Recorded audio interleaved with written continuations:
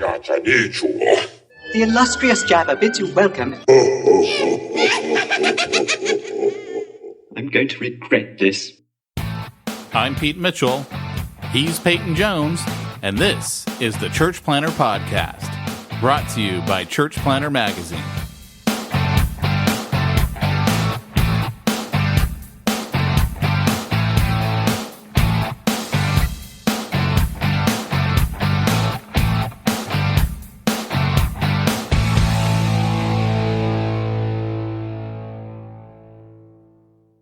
Hey, Church Planner, this is Pete Mitchell. And this is Peyton Jones. And unfortunately for you, you're listening to the Church Planner Podcast, where right before this particular episode, we were discussing all things Batman, of course. We were, yeah. And Pete was saying, I think the Adam West Batman film was the best. Pete, I'm going to let you elaborate on that a bit. That's... I just remember at the very end, Robin, I think we should leave through the window. Do you remember that? They leave through the window and rappel down the side of the building. Yes. How did they do that? It looks so real. See, what brought this up, everybody, is Peyton. I was in my head, I was playing 6 Degrees of Separation, and I was trying to get everything back to the subject of Batman. So in my head, I was like, oh, this will actually be really easy on this podcast because we can go, oh, that's Christian, like Christian Bale, like Batman. In my head, that's where the conversation was going. That's why I said that. And then you're like, I actually didn't like those movies. And that's when I was like, this is why I know you and I have a lot less in common than we think we do. Yeah, well, then I said, well, actually, I thought that, they weren't bad, but, they weren't great. And then, they still to date have not made a killer Batman movie. They just haven't. Oh, my gosh. You know what? This is why I don't trust your movie opinion at all. And now I even understand better why you said, oh, the prequels in Star Wars really did happen. I think they're wonderful. Hey, man, there were some great things about the prequels. There was nothing great about the prequels. Dude, how can you say Ewan McGregor was not a rad Obi-Wan, young Obi-Wan? He was great. Everything about him was Obi-Wan Kenobi. And just that alone was worth the price of admission to see Ewan McGregor pulling off a young Obi-Wan. He killed that.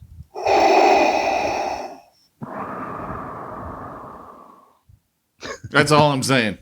You've turned to the dark side. You Sith, you evil, evil Sith. I'm a Jedi like my father before me. Don't do that. Yeah. So what you're saying to me, Pete, is I need to go back to the Dagobah system to complete my Jedi training. Oh my gosh. I don't even know what to say to you. I don't even know why we're friends. I really don't. Sometimes I sit there and I just wonder, why do I even talk to this guy? Why do we even do the things that we do? This guy is a loser. Welcome to the Church Planner Podcast, everybody. Where Pete and I talk some very deep and important things. Theology of Star Wars and Batman, apparently. Yeah, so today's topic is actually everything I needed to know about church planning I got from Star Wars. And that is actually our topic because there are some deep, deep places we can go there. It's just... I only announced this topic to people. Interestingly enough, did you know that 98% of people say that they would attend church if they were invited by a friend? It's only the second week and I'm already laughing. I know. You know what's so funny is last week I get an email from our contact and they're like, hey, let us know when our ad's going to air on the podcast. I'm like, it did this morning.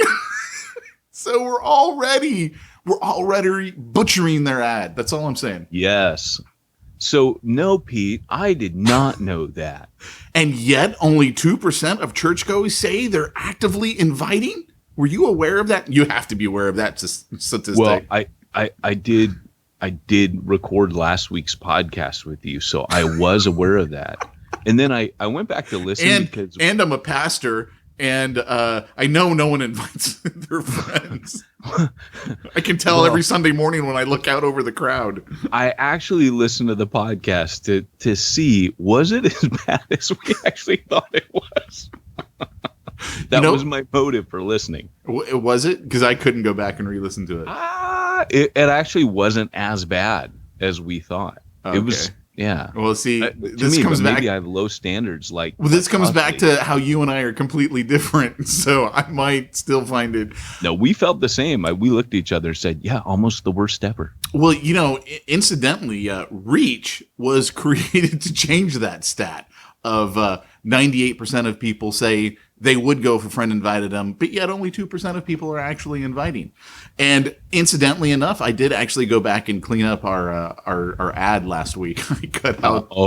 I don't know if you listened to it, but I cut out some of those parts that I had tried to ad lib and just butchered. No, I didn't listen, but yeah. So when they listen again this week, this is actually an improved ad. I know, Brittany, you're listening right now and you're going, I thought we were doing a Reach commercial and we're like 2 minutes later. We still don't have the punchline. It gets better. You have to trust us. It gets better with time. We sent up like hundreds of pastors to MoGive. So I'm telling you, our commercials are worth something. What happened? Where are you going? Yeah, my train came by and it was really loud. So yes, what Pete said is 100% true. All right. Well, anyway, incidentally, Peyton, Reach was started to change that stat to give people a better way to invite. Reach equips congregations to invite friends in a powerful and scalable way. For every check-in on Facebook or a tag on Instagram, a donation is made to a kingdom-building cause. More people hear about church from their friends, and more good is done around the world. It's that simple. Reach is offering a special promotion for Church Planter Podcast listeners. That's you guys. To get your first month free. To get started, just visit. I see this. The website always throws me off.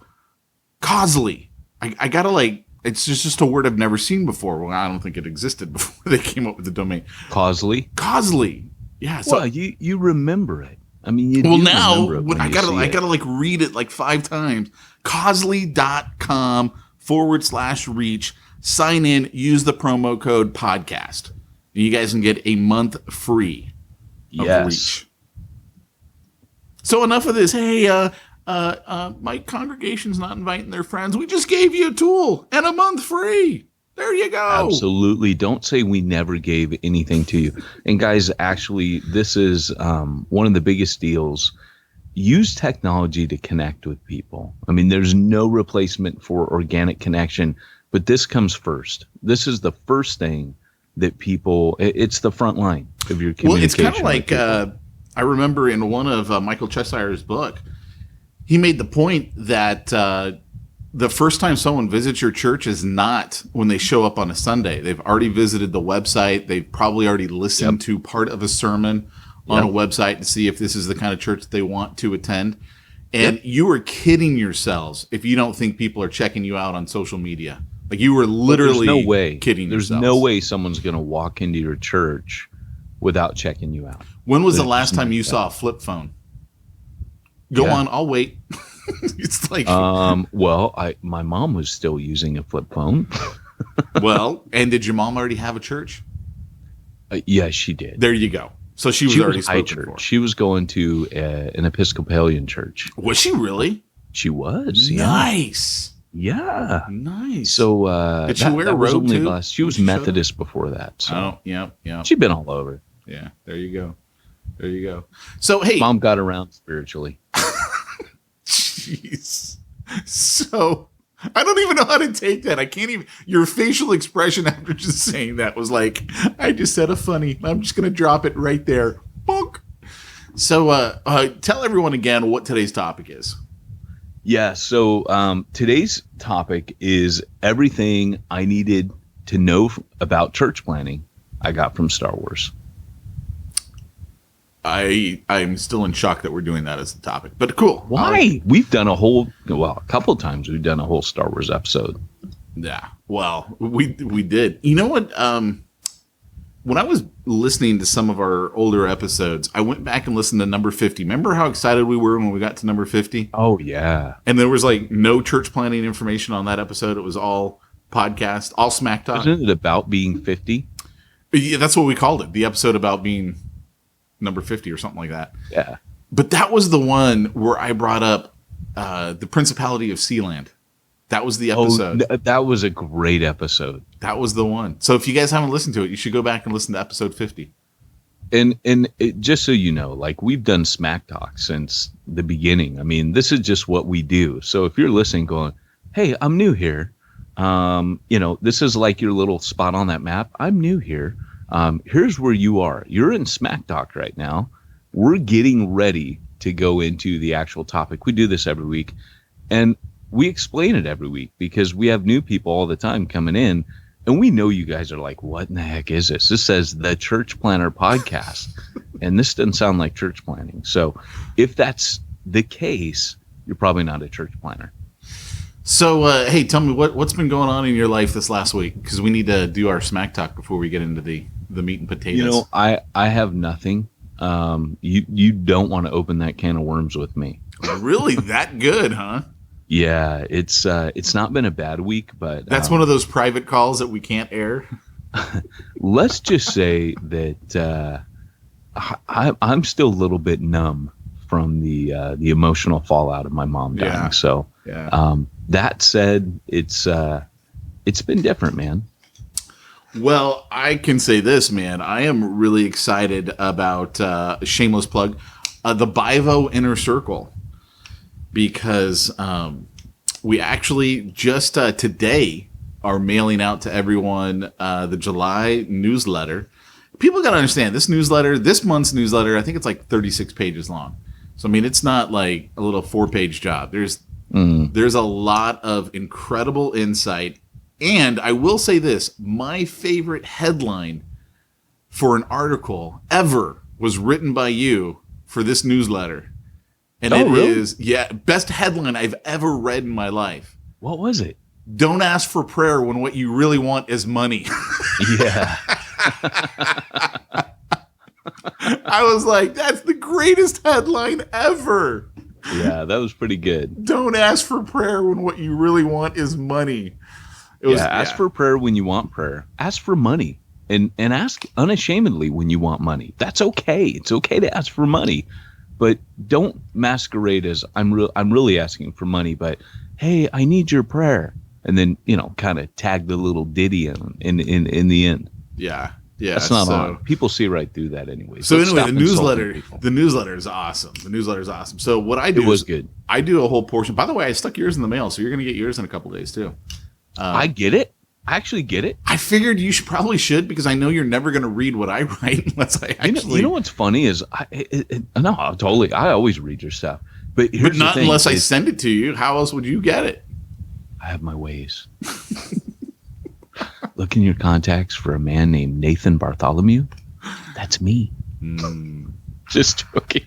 I was actually looking for Jesse Pinkman, and I found your address. I so want you to tell that story. No, I can't. I can't talk about that. No, I can't. I genuinely can't. It's a don't let the left hand know what the right hand is doing kind of thing. Yeah, and I'm really hoping that they. Anyway, I can't go any further on that story. But anyway, it's a great newsletter because here's what we do, guys. And Peyton actually wrote a great little piece that I'm gonna start running some Facebook ads with it. And what he was talking about is some of the stuff that Paul has done. Or did, I should say, as he was raising up and training up his church planners. So it wasn't just all about ministry, but he also was teaching them a vocation, in his case, making tents. Why don't you tell everyone a little bit about that? I'll segue it over into what we're doing. Yeah, one of the cool things is that the Apostle Paul, the Bible Inner Circle is really the most first century thing for training church planners, I think, is out there. And it's funny because we talk about the hate mail that Pete gets. Like, people will be like, oh man, why are you scamming me or trying to, train me how to make money? I'm a minister. And we've talked about that before. But the reality is, what if what if you look at the Apostle Paul and you realize that Paul wasn't waiting for people to throw, wadded up dollar bills at his church planners. What he was actually doing was empowering those church planners to be able to go anywhere at any time and do anything.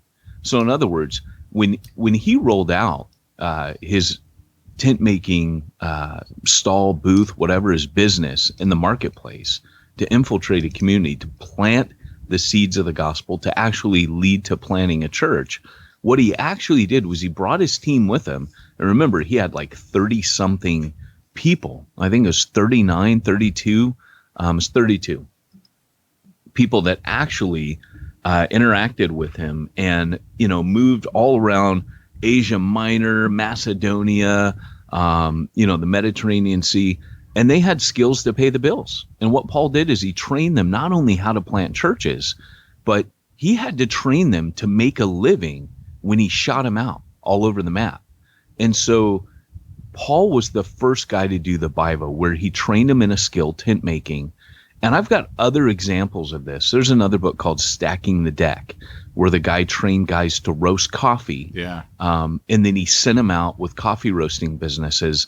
And one of the guys that when I found a new breed and came to America with it, one of the first guys in had been trained by that guy, because that guy was kind of whispered about like a legend in church planting circles. And one of my guys, he goes, "Oh yeah, that guy trained me." And it was so cool to like meet a guy and to see how versatile and missional this guy was. But Paul didn't want his guys. They were going to have enough hardship.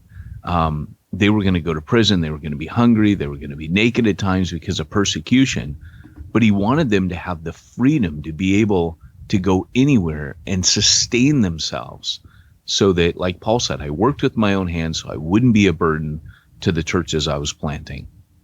Well, and that's what we're doing. We're doing both. Yeah. So if you guys haven't heard before, the Bible Inner Circle, what we do is Peyton handles all the ministry training. Basically, any question you got, not just about church planting, but ministry, evangelism, dealing with staff in your church. I mean, literally, if it has to do with the ministry side, that's what Peyton handles. And when it has to do with how do I create an income stream, that's what I do. I teach people basically how to become a consultant, either a social media consultant or a full-blown consultant, which is what I do. Also, we teach them how to create online training programs. We just had a bunch of guys fly in last month, and we sat them down and showed them, here's everything. Literally, here's the blueprint. Now take this and go do it yourself. In fact, I got a Vox this morning from one of the guys, and he's like, hey, look over my stuff, because, I'm launching right now, and I need this thing to work. And that's what we do. So it really is, helping both sides of the equation. And interestingly enough, man, I got to share this because I was thinking about this last night. So we had one guy who was in for like a month, and then he sent me an email. Hey, Pete, you know what? My church has decided they want to keep me on full time, so I don't need to know the Bible stuff. And I'm like, hey, that's cool. There's no like contract or anything. You don't have to like stay in. So I'm like, dude, you're out. No problem. But here's the thing. And I was thinking about this. I go, but the problem is, what's going to happen after this church?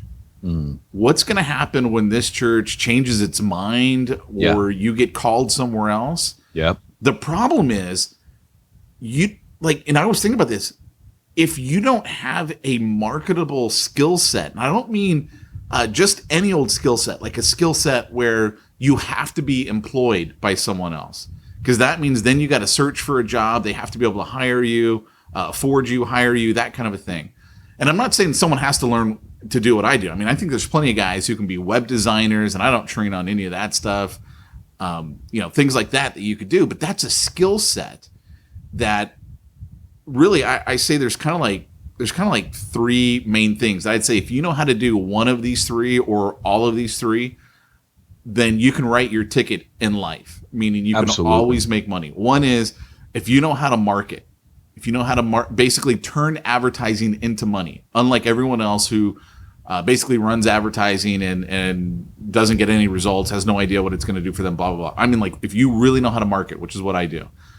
The second thing is if you know how to sell. Like, I know that's an evil term in the church circles. Oh, people sell stuff. Look, if you know how to sell, you can literally go get a job anywhere.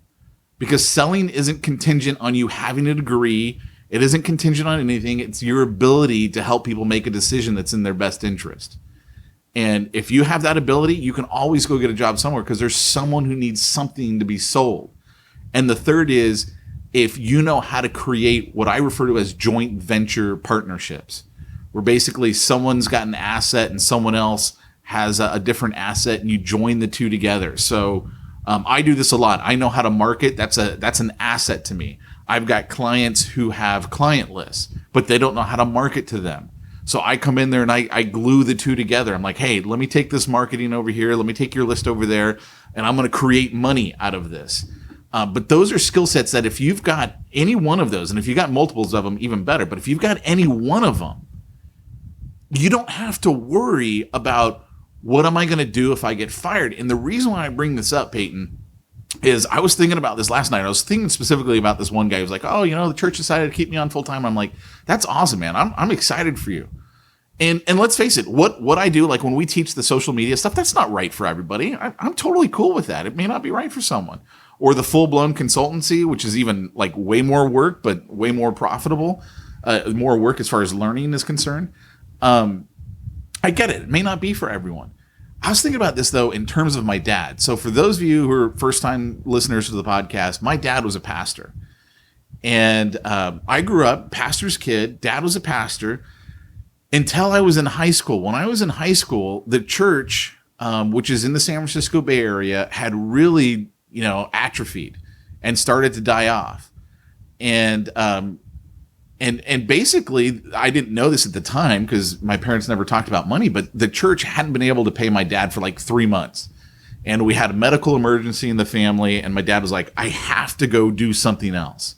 I have to go do something else because I've got to bring in money. I have to take care of my family. That's my first priority. And long story short, my dad ends up becoming a teacher. Now, a lot of pastors, especially back in that day, a lot of pastors would have seen that as, you've given up on your calling, right? God called you to be a pastor. Pastors are full time. That's the deal. But here's the deal, man. My dad didn't quit ministry. He just wasn't a full-time pastor anymore. And he has always done ministry. He ended up eventually retiring from the school district where he's at, and gets pension, or I don't even know what school people get, whatever they got, right?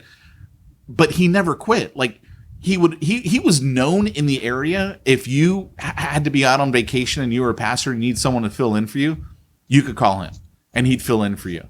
And so he was constantly filling in for Baptist churches, Calvary Chapel churches. I don't even know what some of the churches were because he didn't care, right? He was like, right, look, this is what God's called me to be, is to be a minister, and I'm not full-time. Right. And he never went back to full-time ministry. But here's the punchline, guys. I was talking with a pastor, a mega church pastor that you and I both know, Peyton. This was a few years back. And somehow we got on the subject, and I'm like, yeah, my dad, he's was a pastor all my life, and he just retired from the school district, and now he's still doing ministry, and now he's just got more time to do ministry because he's got pension coming in. And the pastor goes, wow, at that age, that's about the time I'd start to think about retiring. And my comment was, I go, well, and I just was repeating what my dad had said. My dad goes, my goal is to go out in a blaze of glory. Like his goal isn't to retire from ministry. That's what he's been called to do. He's going to do that till his dying breath. But here's my point. I know I just went on a tirade, which is usually what you do. I know. But that's okay. No, hey, it's more church planning talk earlier on in our podcast than normal, so that's good. Well, it's good stuff though. But here's the thing, man. It is. He said, I'm thinking, at that age, I'm going to be retiring. Isn't that what we see for jobs? Right? Yeah. Even if it's full-time ministry, at one point, I'm finally going to get away from all of this. I don't have to listen to people bicker and complain. I get to one day retire. It's like this light at the end of the tunnel. It's the end of the rainbow that we're going for. That's what we've turned full-time ministry into. Not that that's wrong to be in full-time ministry, but I do think there's a problem when we long for the day to retire because it's no longer ministry to us. It's a job. right? That's my point. That was my whole point in that whole tirade is. No, but you bring up a really good point, because there's what you're made for and what you're paid for. And, they're not always the same thing. So when people think, oh, I'm going to go retire, they're wanting to do like that thing that was their passion all their life. And here's the deal is Paul worked in the marketplace, and he didn't work full time. I don't believe. I think that he had done what we've talked about on this podcast so many times. He maximizes income for the minimal amount of time to free him up to do ministry. Right. Now, your dad wasn't able to do that, right? He wasn't entrepreneurial. Interestingly enough, my dad is a way better salesman than I am. Like, because he's an extrovert and I'm not. No way. He at one point was this is why I just said long story short, but now I'm going to make it longer. He at one point got a job at a mortuary, and his job was to sell insurance to the people, and he was really good at it. Right. And the guy wouldn't hire him because he was a pastor. And so the guy was like just prejudiced against religious people in general, but especially because my dad was a pastor. He was like, I don't want to hire you. And so that's what caused him to look at something else. And he finally got into school, but in the school district. But he was really good at sales. And I would say he's probably far better at it, because for me, I have to force myself to talk to people because I'm such an introvert. Right. And for him, it's just natural. It's who he is. So interesting. Yeah. Interesting. That's really cool, man. Well, the whole thing with the Bible Inner Circle, though, is that we're really trying to maximize the income. We don't want to see guys poor. And I know a lot of the deal was you watch your dad scraping by and working hard to provide for you guys. But, really in a way, I think that what we're talking about is guys being able to not always be behind the eight ball. Like, for example, I spoke to a guy that many of our listeners might know. He's a church planning trainer. He's an author. And he was just talking to me at why he became a consultant. And he was saying, because every month, at the end of that month, we were 10 to 20% behind our bills. And it just led to more debt. And like, for example, North American Mission Board, if you're in significant amounts of debt, they won't let you be a church planner, because they know what's ahead of you is you're going to be spinning multiple plates. But if you could walk in and say, look, I'm not dependent on the generosity of others.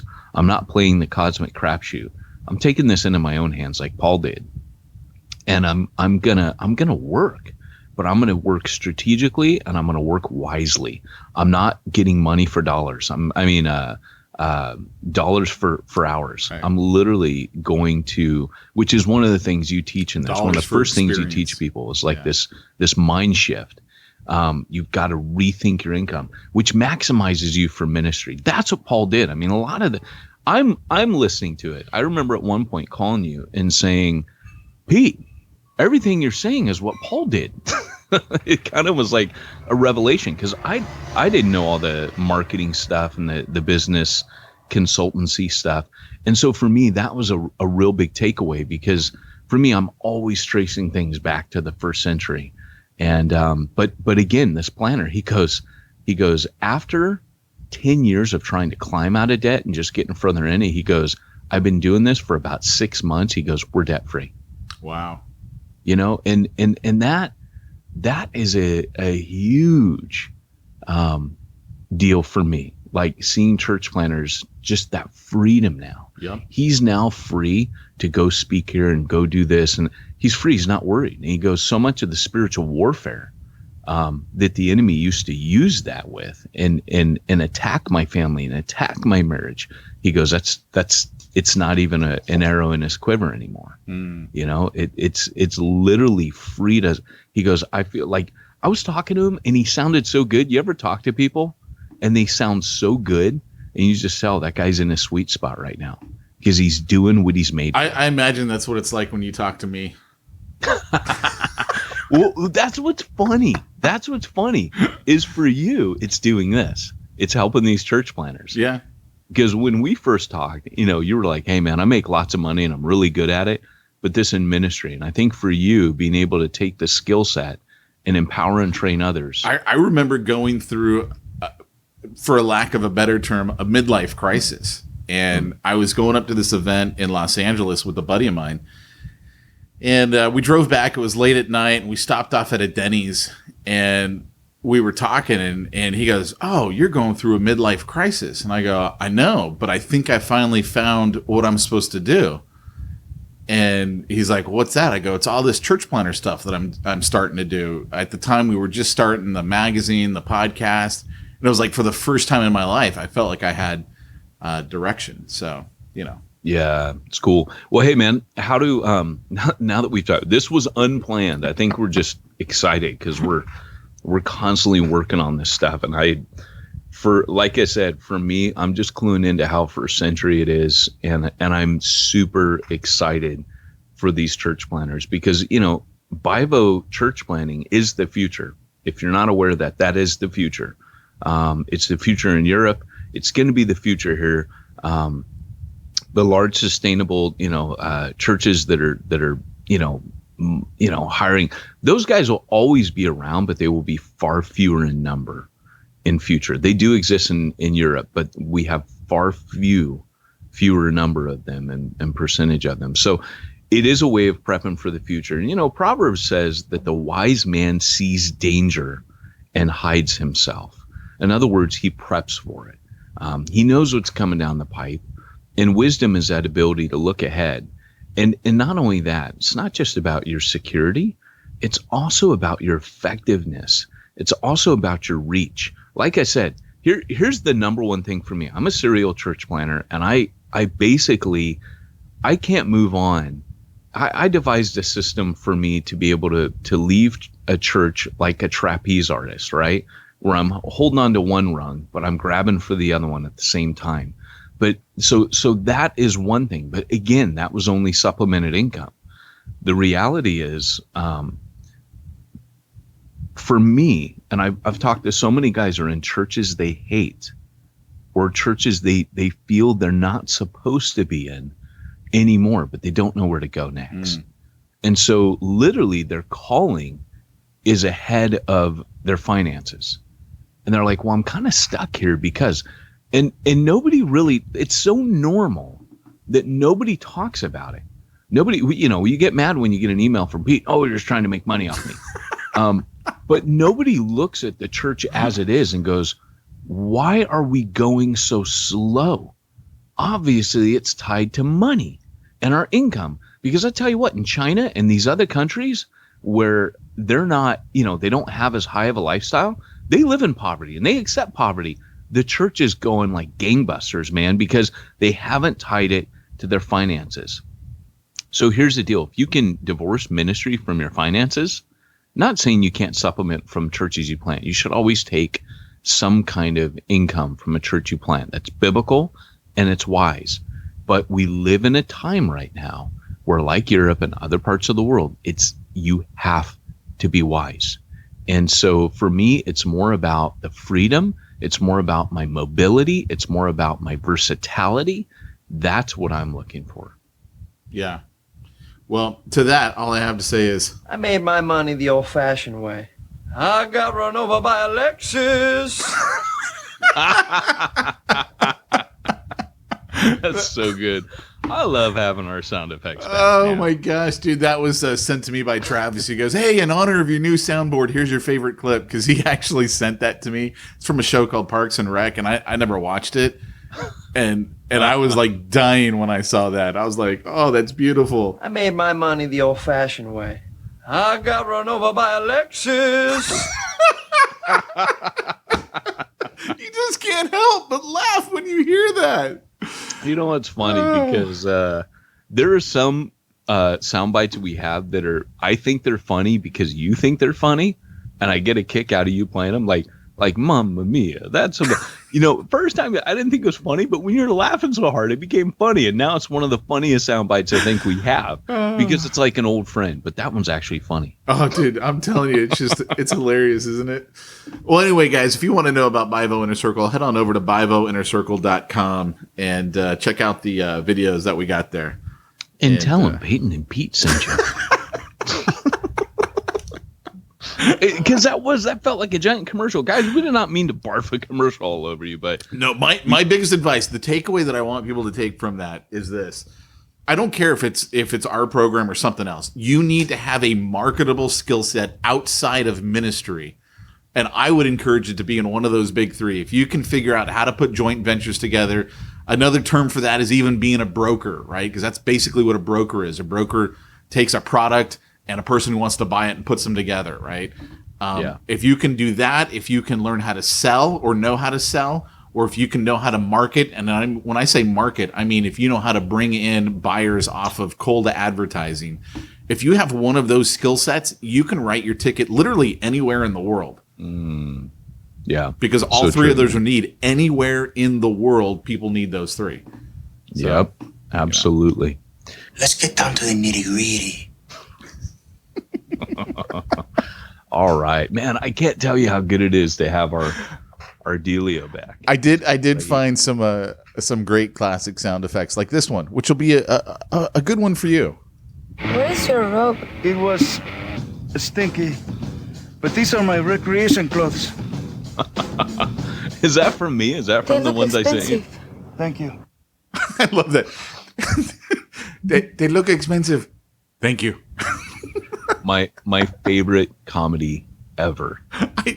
I thought it was a horrible movie, but you and Charlie loved that stupid thing. Oh my gosh, dude. Okay, so wait, Nacho Libre. Here we go. Chancho, when you are a man, sometimes you wear stretchy pants in your room. It's for fun.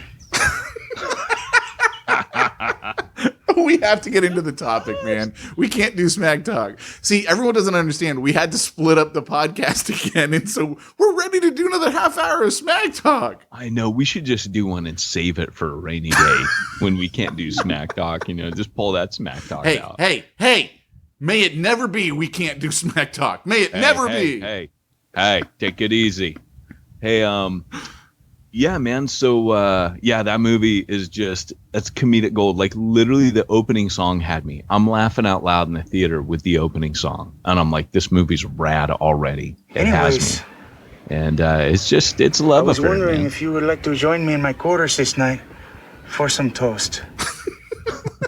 That is a line a church planter would use to pick up his future bride. Ruben, there you go. Hey, that's a Bible study pickup line, man. People should get it. Or one of my favorites from that movie is, I am on deck guy duty. I am on cleaning duty, kitchen duty. I need a better duty. It's great. Come on. It's good stuff. He said duty. I was in the car yesterday and Liberty goes, she's listening to some movie or film and she's in the back seat and she goes, ha, Dad, they said duty. These are the moments you live for as a parent. Yes, I have raised you well. Well, we're going to actually get into our topic now, guys. And of course, because we did talk the first half about Bivo Inner Circle, we do have this comment from Platinum Bivo Inner Circle member, Dan Sams. Pete Mitchell loves you and has a plan for your bank account. Just saying. Yeah. Hey, who can argue with Dan Sams? He's a church planner. There you go. He's not a good one, but he's a church planner.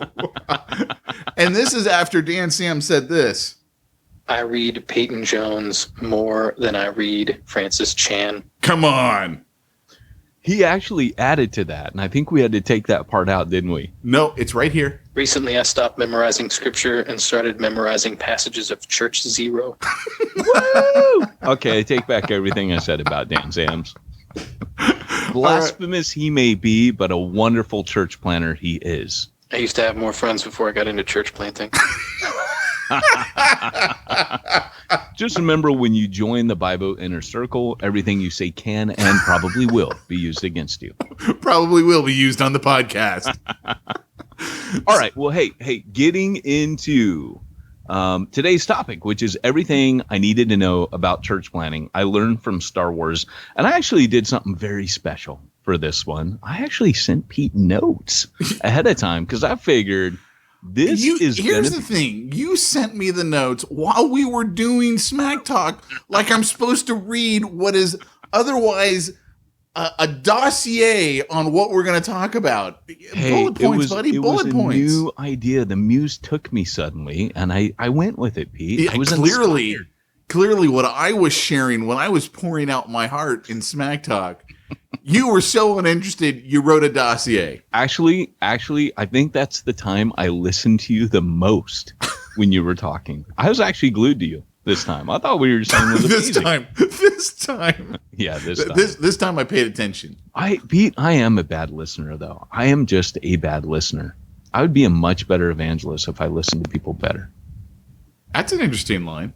It is. I would say let's unpack it. Let's relate that back to Star Wars. But funny enough, when I am sharing the gospel, I do actually gain the ability to listen better. Nice. That is actually kind of strangely true. Nice. So let's actually move into our topic. All right. Well, hey, let me just set this up with saying this. Every once in a while, I have to pinch myself that it's not 1984 and this has all been like an amazing dream. Like we're just, I'm going to wake up in my bed, 11 years old, like Bill and Ted, and go bogus, because it's going to have not been real that every year we are treated to a new blockbuster Star Wars film. Like that's unheard of.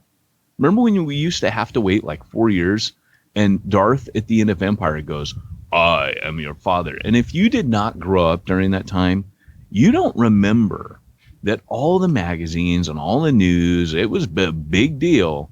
Everybody's like, is it true? Or is Vader saying that to manipulate and trick Luke? And we didn't know. We had to wait 4 years to find it. And then once Luke believed it, we're like, oh, okay. I guess it's real. Seems like the movie thinks it is.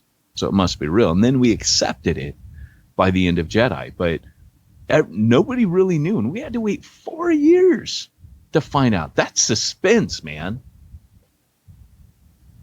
And this relates back to church planning how?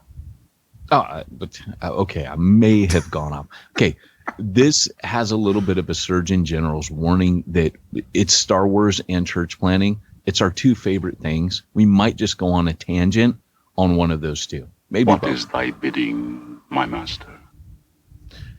So here's the deal. The reason I have this is I remember being in English class and we were studying epics. And I had the coolest English teacher ever because he was talking about Homer, the Iliad, the Odyssey, and then he kicks into Star Wars and he compares all the great epics of history with Star Wars. And he goes, it's an epic.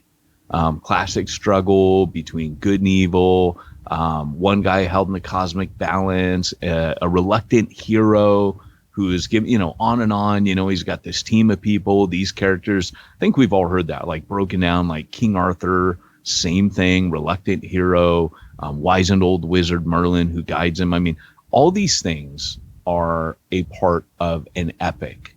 And so, and Tolkien and Lewis came on the scene and they basically said, look, Lord of the Rings is an epic. Again, same thing, reluctant hero, Aragorn. I mean, a cosmic struggle between good and evil. Whenever you break down what an epic is something that resonates with people on a big scale. And Lewis and Tolkien came in and said the reason why is all of creation is caught up in an epic struggle between good and evil. And we are all reluctant heroes. And so on and on and on. There's this whole comparison. And Lewis and Tolkien both felt that they were cashing in on something that was eternal in the heart of man. And so when I say there are 5 things that Star Wars intrinsically taught me about church planning from a young age, I'm actually not joking. There are actually things that when I watch a Star Wars movie, I knew that were true. And so the first one, and hopefully, Pete, my plan for this is you and I will chat these through. This will not be a monologue because I have bullet points here. So the first one is you might get your arm cut off, right? You might lose a limb. You could actually get hurt doing this. And so Don't with do that. in an epic struggle, basically what happens is often the hero, he sustains some wound or he gets something that happened to him. So here we are, we're watching, it's 1977, we're watching Star Wars. I'm 4 years old and dude gets his arm cut off in a movie. Now, prior to that, it had been The Little Engine That Could, it had been Captain Kangaroo, It had been Sesame Street, Electric Company. These were all the shows that I grew up watching. The 70s were crazy. If you don't know half those, Google them. But when you're watching a movie and a dude gets his arm cut off, that's pretty hardcore. And it wasn't until Empire that we're all watching, and then shock of shock, like Luke gets his hand cut off. I don't think people realize that was kind of a big deal when your main character, and particularly like the Golden Boy, Luke Skywalker, loses a limb. That's a big deal. And I think a lot of church planners and people that go into ministry, they have that same kind of shock when they realize that I could get hurt doing this. People hurt you. You might get kicked in the teeth. You might start out the Golden Boy and then end up very lonely and discouraged and frustrated, or someone might stab you in the back or attack you. And the people that were your best friends in your church plant, maybe the people that were your partners in your core team, they turn on you. And you lose a limb, man. You get a hand cut off by someone close to you, or those are high stakes. And one of the things that scandalized me, I think, was at a certain point in ministry, I got hurt, and I was really angry at God about that. Like I always say that my pastoral heart got broken. I quit ministry. I was crushed, and there's that sense in Empire Strikes Back where Luke really gets his butt kicked by Vader. Like, there's no way he's going to win that fight. Gets his butt kicked, gets his hand cut off, drops himself down an air chute. Interestingly enough, you could actually relate that to the church planner who thinks, let me at him. I can handle this. I got some training behind me. Look, I can lift the rocks. I'm really good now, and then laid out, missing the hand, crying. Going down trash. Man, it was funny because when you said that, my mind went to the Seagull song. Lift tiny rocks with your special gift. But no, absolutely. And it goes back to something that you said about Rick Warren, where he said, he doesn't trust a guy unless, he's been hurt, And I think failure to a certain degree is very sanctifying. Like if you think about Luke, right? He gets his butt kicked and he fails, and then he goes back and he studies, man. He studies. And interestingly enough, that, and I know this isn't where you're going with this, but I'm just going to say this, man. That is such an important business concept. I don't trust people in business who haven't failed. Like when they're like, oh, you know what? I've been doing this for 5 years and I've been successful right out the gate. And I'm like, dude, then come talk to me after you failed, because it's like it's a different game if everyone believes they're going to succeed, right? You believe God's called you to plant a church. You believe I'm going to succeed. God's called me to plant. Like, you wouldn't start it going, I believe I'm going to fail. You wouldn't do that. But the reality of the situation is going to hit you at some point. Wow, gosh, a lot harder than I thought it was going to be. And maybe you get your arm cut off. And the key for me is, will that person get back up, right? Will they get back up and go back out after? And if they fail again or get the other arm cut off, will they still get back up? It's just a flesh wound. Will they do that or not?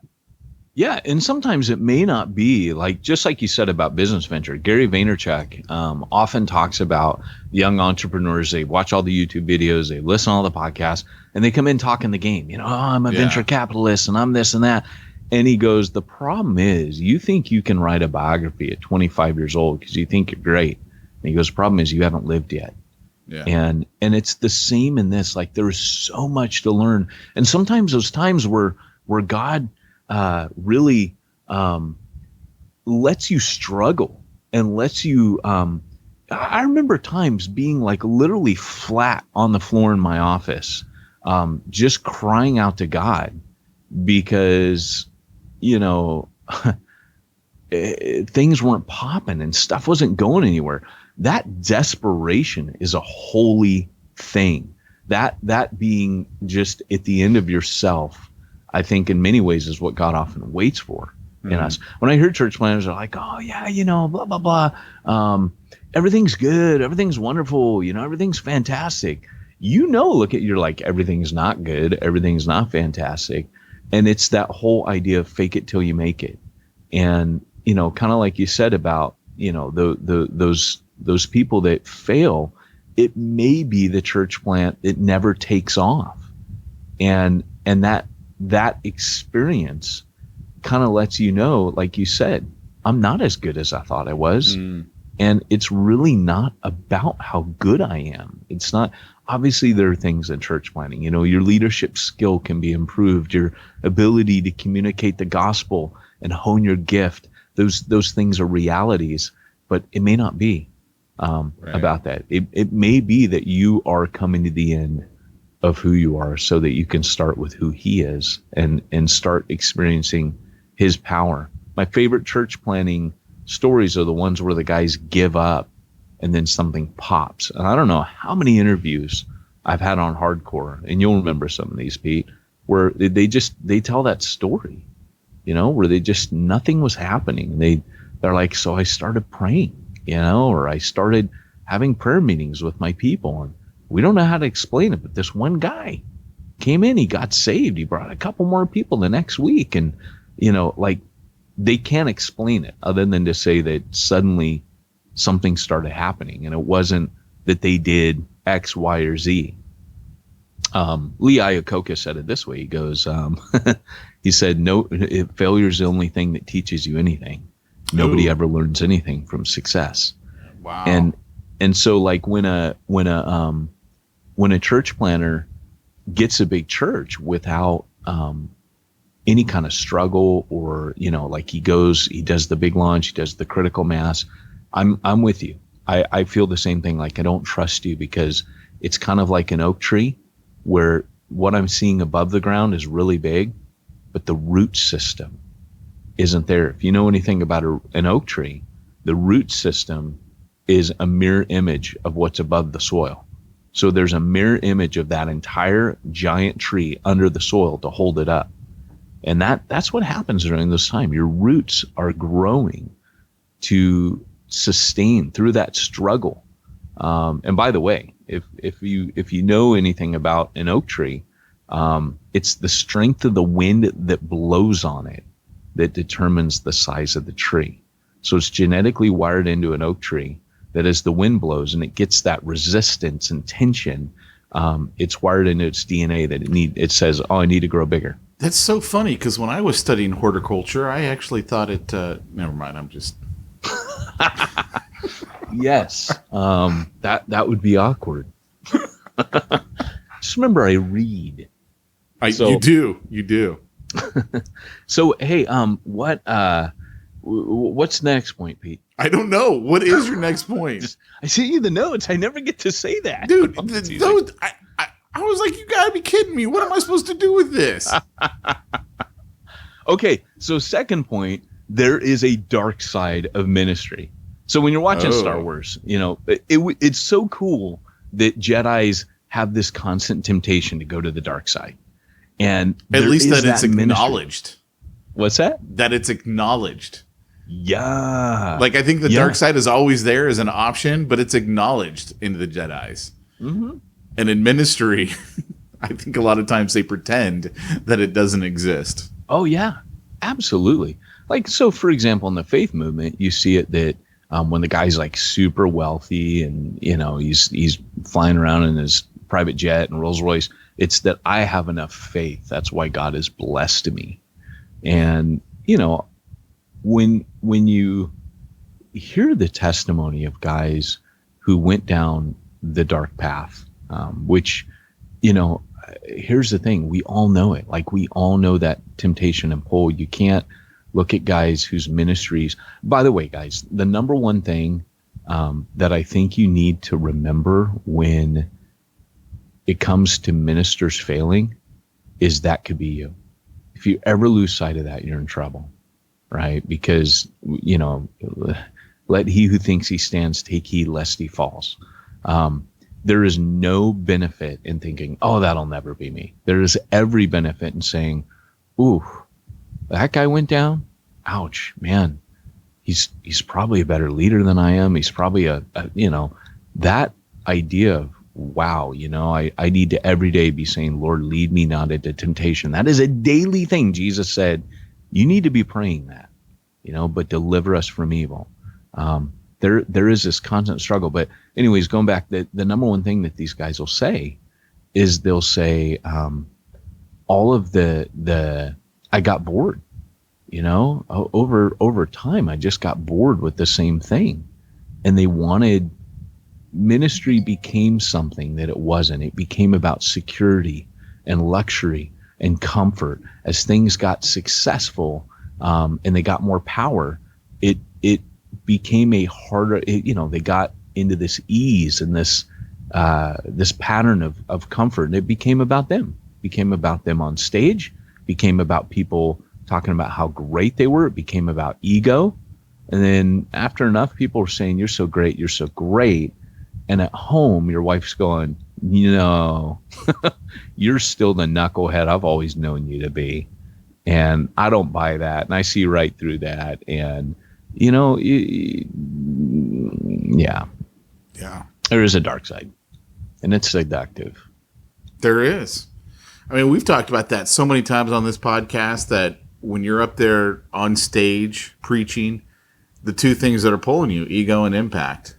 And that ego leads to the dark side. Yeah, the ego absolutely. Becomes too big. Unpack that a bit for our people, because we've been talking about that since the early days. You can't help but have people staring at you, and they're not to be an ego effect, right? You got, I don't care if there's 5 people in the audience, 50, 500, 5,000.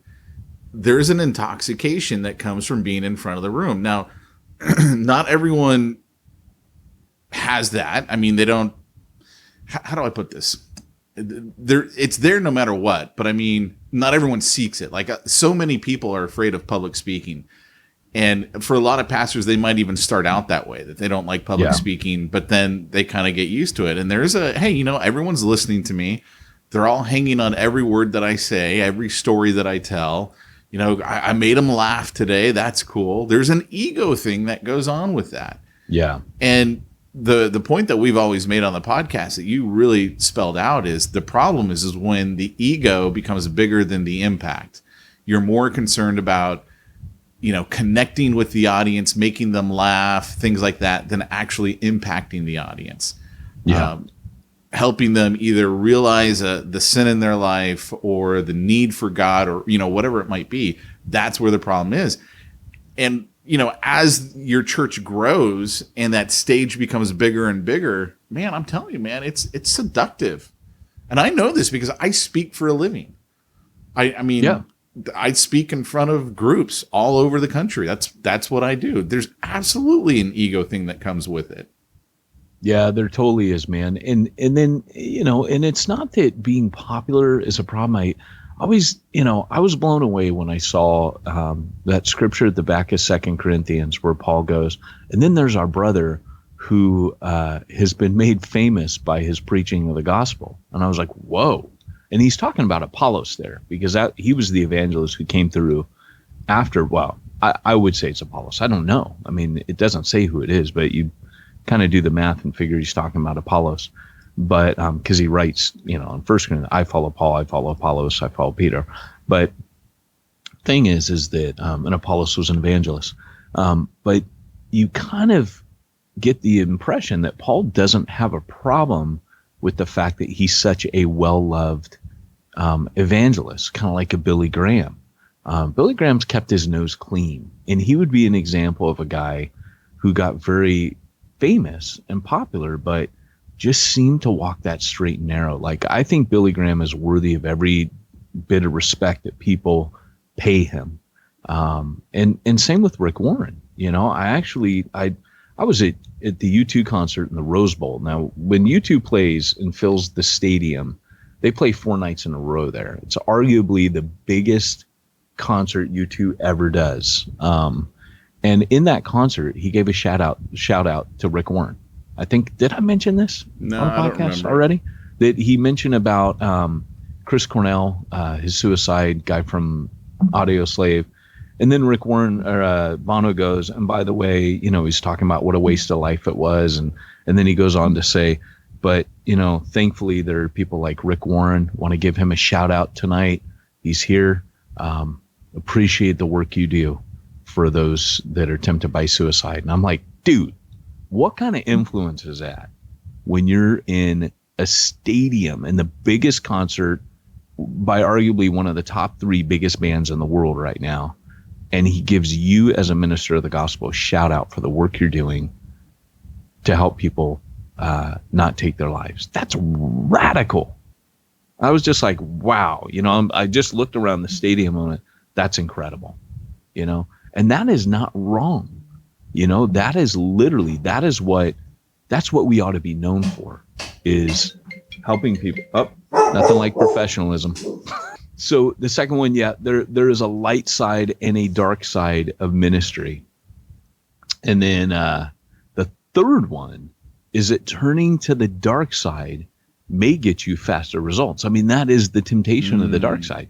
The whole time you're watching the Star Wars saga, you know, particularly in Jedi, right? You're watching Jedi and Darth Vader is tempting him. I always think this is strange because, you know, what's going to happen? Darth Vader's tempting Luke to the dark side, give in to your anger. But when he does it, he's going to kill Vader. He could have killed Vader right there, right when he turns to the dark side. And he starts whooping up on Vader. And Vader's like, you know, up against the barrier. He cuts Vader's arm off again. And then he realizes, oh my gosh, he looks down at his own hand and realizes, I've just become him. I'm going to become him if I keep doing this. And so I think that what happens in ministry is that there are a bunch of compromises, really small compromises that you start off making. Years ago, there was a movie called A Simple Plan, and it was with Bill Paxton. You know, may he rest in peace. Game over, man. But That's Bill Paxton. That's a sound clip I wish I'd had right then. It's so bad. We had that. We overplay that so much. And I gotta find it. But yeah, I mean, Bill Paxton, you know, he plays this guy. I think he's like a plumber or something stupid, electrician, just normal job. And a plane goes down somewhere in, like, you know, Michigan, North Michigan in the winter. And whole thing, Billy Bob Thornton plays his brother, and they're out hunting, and they find this plane full of money. And they're like, oh, we can't tell the cops, they'll take it all, you know, like, think of what we could do. And they're like, no, we can't. That's illegal. And they're like, but look, you know, and they find a little bit of drugs, and they're like, well, this is illegal money. This wasn't stolen. Like, this belongs to drug lords. We could just not tell anybody. Just don't tell anybody for 24 hours. So let's just think it. Let's sleep on it. And it becomes one small compromise. And by the end of the movie, it's led to murder. It's led to, I mean, it's terrible what it leads to. But what the movie tells you, the whole point of the movie is to tell you that the things they end up doing, they would have never done at that first juncture. It took the small compromises. And so if you think of it as a string of the alphabet, they would have never gone from, say, A on their morality, their starting point, to maybe, you know, Q. But once they went to B, wasn't that big of a step to go to C. Once they're at C, they kind of had to do D. And then E was necessary to cover up D. It was like, you know, eventually they end up deeper and deeper and deeper. And it's really sobering. And it's exactly how sin works. And again, there's an example of a movie communicating a spiritual truth that you go, wow, you know, that was really instructive. Thank you, Lord. You know, because I watch movies with my, you know, with my Jesus brain in, you know, the God goggles, I don't know what to call it, you know, with my soul. Watch movies with my soul. So what's the third point? That was a third. Turning to the dark side. What's the fourth? Might get you faster. What was the second? Results. There's a light side and a dark side of ministry. Okay. All right. So what's the fourth one? So let's recap. First off, you might get hurt. You might do lose a limb. A mid-show recap. A mid-show recap. You might lose a limb. We're actually probably not going to get through all 5 of them. We'll do part 2 next. Oh my gosh, I hate you pastors with your let's string this on for the next 17 weeks. That's great. It's Star Wars. Come on, we could talk about this for weeks. Could you shut up and give us the money? Yeah, baby. So the second one is there's a dark side of ministry, and you need to resist it. And number 3, turning to the dark side might get you faster and better results. And that's the seduction of it, So for example, I can remember this in my church plant. And Pete, you'll know this, right? Like you and I talk about this we talk about it in marketing, right? You and I will sometimes talk and I'll be like, hey, should we email these guys? And you're like, no, that's spam. And I'm like, yeah, but these people need to know. And you're like, no, they didn't sign up for this. We have their emails, but we got it through this. We didn't get it through this. And they don't want to hear about that. And I think in every part, including ministry, there are ways you can get faster results. You can manipulate people, but they're not going to be things that are going to sustain you or make the quality of what you do better. So Luke could have beat Darth Vader, but the price he pays in the end is not going to be worth it. So when you start cutting corners or you start bypassing, for example, you're like, I'm going to get the biggest and best worship band. What if worship doesn't happen after that? What if real worship doesn't happen? There's all these things that you always, as a spiritual leader, have to be considering. Am I going to remain a Jedi or am I going to go down the dark path? And that temptation is always there. I say just be a smuggler. Oh, yeah, baby. Trusty blaster at my side. Bounty hunter, smuggler, something like that. Hey, ancient hokey religions are no substitute for a trusty blaster at your side. Oh, I wish we had our sound bites that had all of those. You gave me literally 26 Star Wars ones because on my soundboard had different. I had to go to different pages in the soundboard to be able to play them all. Did you find my treasure trove of quotes? No. All I found was Beavis and Butthead. I will send it to you. Post haste, my good man. I will send it to you. So those are the first 3 points, and we don't have time for the rest. Maybe we won't come back to it, but I enjoyed that. It was actually a really enjoyable podcast, at least for me. You let me talk. You got to talk a little bit. I still remember this one hardcore that we did. Ruben comes up to me at church and he goes, yeah, I totally forgot you were on the podcast till the very end when you asked the fight question. That's rad. I'm like, I know. You feel my pain. You understand my trials and tribulations. It's not easy being my friend. It's not easy being your friend, though. I think that's why we get along so well. It's not easy doing a podcast with you. That's all I'm saying. No, that's true. That's true. But hey, well, guys, hey, Pete, you know what Luke wasn't good at? Math. He was terrible at keeping the books. The Rebel Alliance, someone had to be doing all the accounting for that. And Mon Mothma, she knew how to delegate. How exactly did Mon Mothma do that? Well, she got a hold of simplifiedchurch.com, where they took care of all of her bookkeeping needs. Even though they were just a Rebel Alliance? Absolutely. You see, they operate using the power of the Force, and that is far superior to your trusty blaster at your side. It's going to let you down. You can't deflect lasers with that. The IRS lasers coming in, pating, pating. You got to be able to bounce those bad boys back. Could you shut up and give us the money?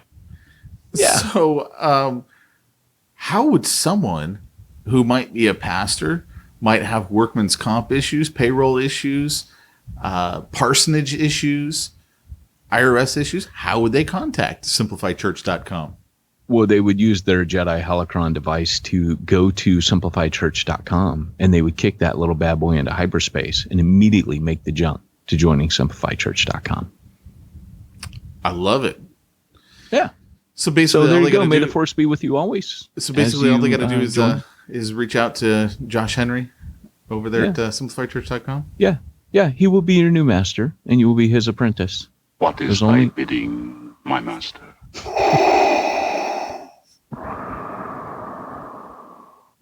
Always two there are. Josh, let's get down to the nitty-gritty. Let's get down to the nitty-gritty.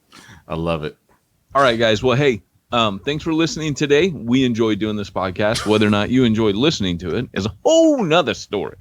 But thanks for joining us. And this has been the Church Planter Podcast with Pete Mitchell and Peyton Jones, reminding you, if you want to reach the ones no one's reaching, you need to go where nobody's going and do what nobody's doing.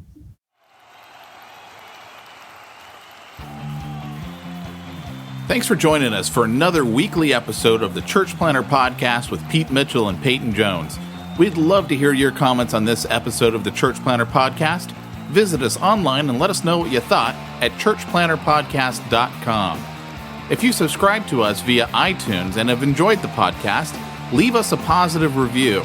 The more positive reviews we receive in iTunes, the more iTunes will promote us to other church planners who would benefit from this show. This podcast is brought to you by the Church Planter Magazine, which is available in the iTunes newsstand or online via churchplantermagazine.com.